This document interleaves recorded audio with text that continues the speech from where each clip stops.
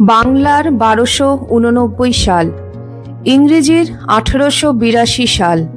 শ্রী শ্রী বামদেব বাবাকে দর্শন করার জন্য শ্রী নরেন্দ্রনাথ দত্ত, যিনি উত্তরকালে বিশ্ববিজয়ী স্বামী বিবেকানন্দ হয়েছিলেন, তাঁর কলেজের সহপাঠী শ্রী শরৎচন্দ্রকে নিয়ে তারাপীঠে এসেছিলেন একবার।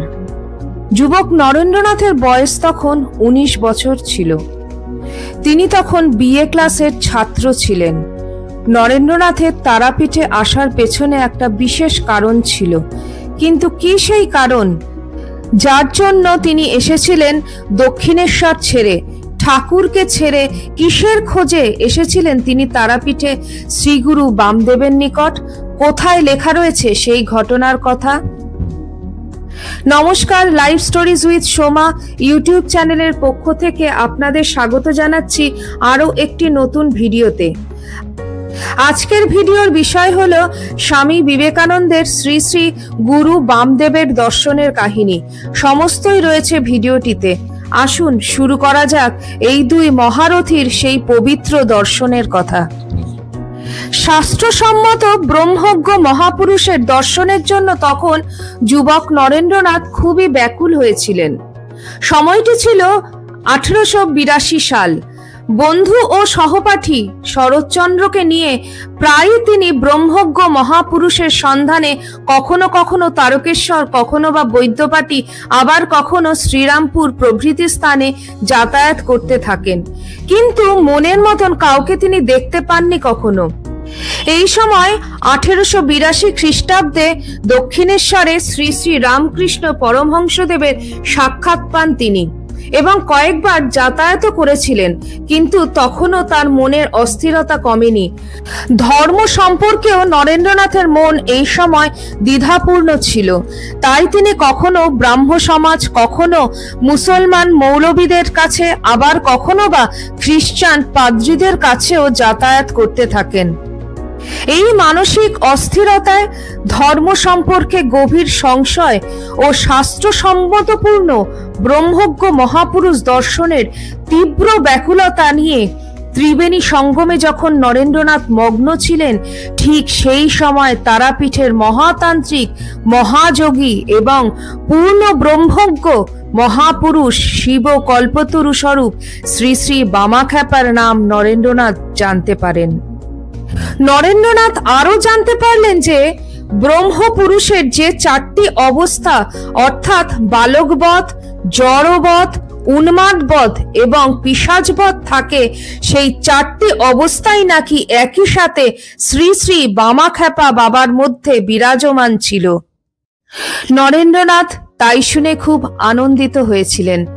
ঠিক এই 4টি অবস্থা একই সাথে দর্শনের তার বাসনা তার অন্তরে ছিল বহুদিন ধরেই।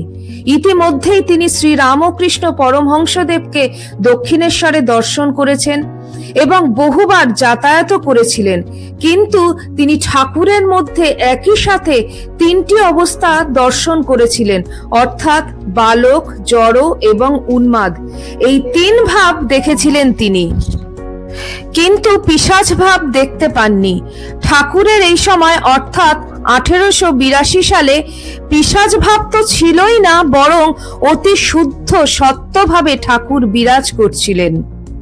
ঠাকুরের পিশাচ ভাব তার সাধনকালীন অবস্থায় বিরাজ ছিল, কিন্তু নরেন্দ্রনাথ তার বহুকাল পরে ঠাকুরের দর্শন লাভ করেছিলেন, যে কারণে নরেন্দ্রনাথ ঠাকুরের সেই পিশাচ ভাব দর্শন করতে পারেননি। তো যাই হোক, লোকমুখে তারাপীঠের শ্রী শ্রী বামদেবের কথা শুনে নরেন্দ্রনাথ তারাপীঠে যাওয়ার জন্য প্রস্তুত হয়েছিলেন। যদিও তারাপীঠের জীবন্ত ভৈরব শ্রী শ্রী বামাখ্যাপার নাম তখন কলকাতার জনজীবনের মাঝে বিশেষ প্রচার বা প্রসার হয়েছিল না, তবুও আধ্যাত্মিক জগতের সাধক ও মহাপুরুষদের মাঝে তার নাম যথেষ্ট ছড়িয়ে পড়েছিল। শ্রী শ্রী বামাখ্যাপা বাবার সিদ্ধি লাভের পরেও দীর্ঘ 18 বছর কেটে যায়। শ্রী শ্রী বামদেবের স্থূল দেহের বয়স এই সময় প্রায় 45 বছর হয়েছিল। নরেন্দ্রনাথ সাগ্রহে চলে এলেন শ্রী শ্রী বামাখ্যাপাকে দর্শন করার জন্য তারাপীঠে। সাথে রয়েছেন তার বন্ধু ও সহপাঠী শরৎচন্দ্র। তখন এক উজ্জ্বল সকাল, ভোরের সোনালি আলোয় চারিদিক স্নিগ্ধ মধুর। শিমুল তলায় শ্রী বামদেব বসে রয়েছেন, সাথে রয়েছেন একজন অনুগত ভক্ত। যুবক নরেন্দ্রনাথ ও শরৎচন্দ্র পায়ে হেঁটে রামপুর হাট থেকে 4 ক্রোশ পথ অতিক্রম করে তারাপীঠে এসেছিলেন বহু কষ্ট সাধন করে। নরেন্দ্রনাথ এবং শরৎচন্দ্র প্রথমে তারা মন্দিরে এসে তারামাকে দর্শন করলেন, তারপর চলে এলেন শিমুল তলায় মহাযোগী শ্রী শ্রী বামদেব বাবাকে দর্শন করার জন্য। নরেন্দ্রনাথ শ্রী শ্রী বামদেবকে দেখে ভক্তিপূর্ণ হৃদয়ে প্রণাম করলেন, শরৎচন্দ্রও প্রণাম করলেন বাবাকে। শ্রী বামদেব নরেন্দ্রনাথ এবং শরৎচন্দ্র উভয়কেই আশীর্বাদ করলেন। নরেন্দ্রনাথ এক দৃষ্টিতে তারা মায়ের আদরের সন্তান পূর্ণ ব্রহ্মজ্ঞ মহাপুরুষ শ্রী শ্রী বামদেবকে দেখতে লাগলেন। শ্রী শ্রী বামদেবও প্রাণ ভরে ও স্নেহ ভরে নরেন্দ্রনাথকে দেখতে লাগলেন। উভয়ের নয়ন রাজি যেন কিছুক্ষণের জন্য স্থির হয়ে গেল। কল্পনা করুন সেই দৃশ্যটি ঠিক কেমন ছিল। যেন দুই আত্মার মিলন হয়েছিল। প্রায় 5 মিনিট এইভাবেই দিব্য মৌন মুখরতায় কেটে গেল। শরৎচন্দ্র স্তম্ভিত হয়ে এই অপূর্ব সুন্দর স্বর্গীয় দৃশ্য দেখতে লাগলেন। শরৎচন্দ্র আরো বিস্মিত হয়ে দেখলেন মহাপুরুষ বামাখ্যাপা বাবা ও নরেন্দ্রনাথের নয়নদ্বয় ছলছল করছে। একটু পরেই পুনরায় গভীর শ্রদ্ধা ও ভক্তির সাথে নরেন্দ্রনাথ বামাখ্যাপাকে প্রণাম করলেন। তারপর বললেন, বাবা আশীর্বাদ করুন। নরেন্দ্রনাথের কথা শুনে বামাখ্যাপা তার 2 হাত নরেন্দ্রনাথের মস্তকে স্থাপন করে বেশ কিছুক্ষণ ধরে নরেন্দ্রনাথকে আশীর্বাদ করলেন। তারপর নরেন্দ্রনাথের সহপাঠী শরৎচন্দ্র শ্রী বামদেবকে প্রণাম করলেন। শ্রী বামদেব তাকেও আশীর্বাদ করলেন। তারপর নরেন্দ্রনাথ ও শরৎচন্দ্র শিমুলতলা থেকে বের হয়ে তারা মন্দিরের দক্ষিণ দিকে কিছু দূরে একটি মাটির ঘরে বিশ্রাম ও স্নানাহার করলেন। এখানে বিশ্রামের সময় বন্ধু শরৎচন্দ্র নরেন্দ্রনাথকে জিজ্ঞেস করলেন, আচ্ছা নরেন, তুমি বামাচরণকে কি দেখলে? তোমার চোখ তো তখন ছলছল করছিল।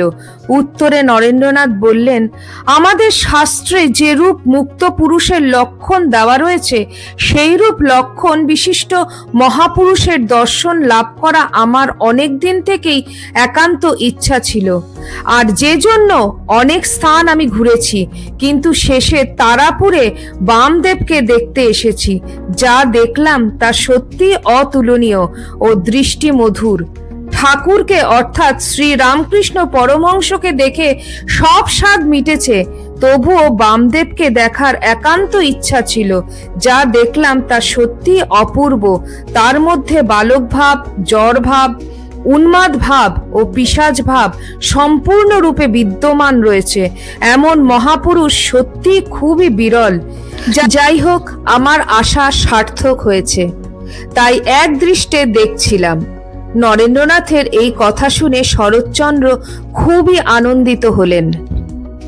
কিছুক্ষণ পরে শরৎচন্দ্র একাকী শিমুলতলায় শ্রীগুরু বামদেবের কাছে গিয়ে জিজ্ঞেস করলেন, বাবা আপনি এই যুবককে কি কারণে এক দৃষ্টিতে দেখছিলেন? আপনার চোখ ছলছল করছিল কি কারণে? উত্তরে বামাখ্যাপা বলেছিলেন, বাবা ধর্মে এখন বড়ই গ্লানি, আর এই সনাতন হিন্দু ধর্মে লোকের বিশ্বাস ও আস্থা ম্লেচ্ছ সংসর্গে কমে গেছে, কিন্তু এই যুবককে দেখে হৃদয়ে মহা আশার সঞ্চার হয়েছে। এই মহা তেজস্বী ব্রহ্মচর্য পরায়ণ যুবককালে হিন্দু ধর্মের মুখ উজ্জ্বল করবে, তাই তাকে এক দৃষ্টিতে দর্শন করছিলাম। ব্রহ্মজ্ঞ মহাপুরুষ ও ভবিষ্যৎ দ্রষ্টা বামাখ্যাপার এই ভবিষ্যৎবাণী শুনে শরৎচন্দ্র পরম আনন্দ লাভ করলেন। বামদেবকে প্রণাম করে পুনরায় মাটির ঘরে বন্ধু নরেন্দ্রনাথের কাছে ফিরে এসেছিলেন শরৎচন্দ্র। পরের দিন নরেন্দ্রনাথ ও শরৎচন্দ্র বিশ্রামন্তে তারা মা ও বামদেবকে পুনরায় ভক্তি ভরে প্রণাম করে তারাপীঠ থেকে কলকাতায় রওনা দিলেন। উত্তরকালে ব্রহ্মজ্ঞ মহাপুরুষ বামাখ্যাপার ভবিষ্যৎবাণী অক্ষরে অক্ষরে সত্যি হয়েছিল। সেদিনের সেই বিএ ক্লাসের ছাত্র নরেন্দ্রনাথ পরবর্তীকালে অর্থাৎ শ্রী শ্রী বামাখ্যাপার ভবিষ্যৎবাণীর প্রায় 10 বছর পর আমেরিকার শিকাগো ধর্ম মহাসভায় 1893 খ্রিস্টাব্দের 11 সেপ্টেম্বর বিশ্ববাসীর সম্মুখে প্রকাশিত হলেন বিশ্বের প্রাচীনতম হিন্দু ধর্মের নবীনতম প্রতিনিধি রূপে। হিন্দু ধর্মের সুপ্রাচীন ঐতিহ্য, দর্শন ও মহান উদারতাকে তুলে ধরলেন বিশ্ববাসীর সম্মুখে আশ্চর্য সফলতার সাথে।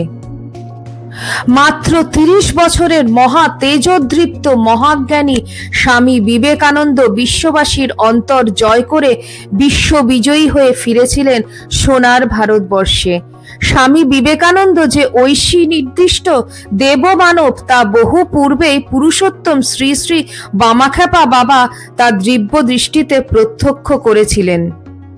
যুগগুরু শ্রী শ্রী বামাখ্যাপা নরেন্দ্রনাথ দত্ত তথা ভাবিকালের স্বামী বিবেকানন্দ সম্পর্কে এই ভবিষ্যৎবাণী করেছিলেন 1882 খ্রিস্টাব্দে, যা তখন ছিল অকল্পনীয় ব্যাপার।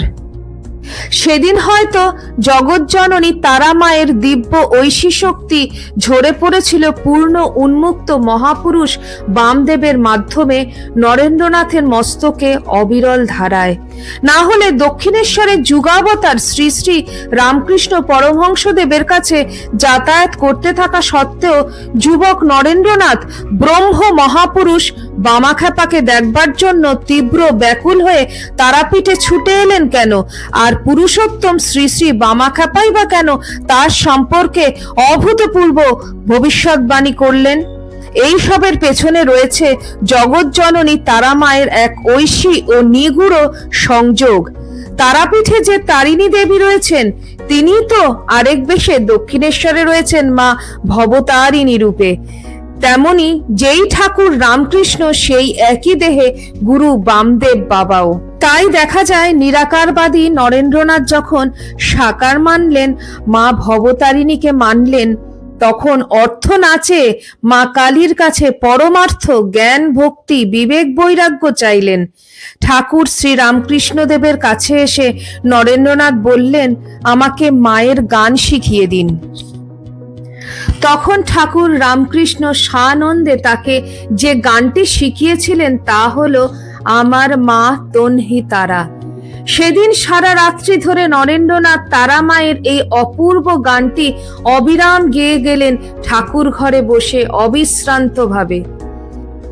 মা তারিণী আর মা ভবতারিণী অভেদ সেতুর দুই প্রান্তে দাঁড়িয়ে নরেন্দ্রনাথ তথা ভাবী স্বামী বিবেকানন্দের ওপর ঐশিক কৃপাশক্তি বর্ষণ করলেন। মা তারিণী ও মা ভবতারিণীর অভেদ স্বরূপ যুগগুরু শ্রী শ্রী বামাখ্যাপা বাবা এবং যুগাবতার শ্রী শ্রী রামকৃষ্ণ পরমহংসদেব। ভারতের আধ্যাত্মিকতার প্রাণগঙ্গার দুই তীরে সগুণ ব্রহ্মের এই দুই বিগ্রহ সপ্ত ঋষির অন্যতম ঋষি নরেন্দ্রনাথকে স্বামী বিবেকানন্দ রূপে মেলে ধরলেন বিশ্ববাসীর দিব্য চেতনার আলোকবর্তিকা রূপে। নরেন্দ্রনাথ তো বিশ্ববিজয়ী স্বামী বিবেকানন্দ হলেন, আর নরেন্দ্রনাথের সেই বন্ধু শরৎচন্দ্র সন্ন্যাসী হয়েছিলেন। বামাখ্যাপার আশিস ও কৃপাধন্য শরৎচন্দ্র উত্তরকালে বিশিষ্ট সন্ন্যাসী ও সাধক রূপে পরিগণিত হয়েছিলেন।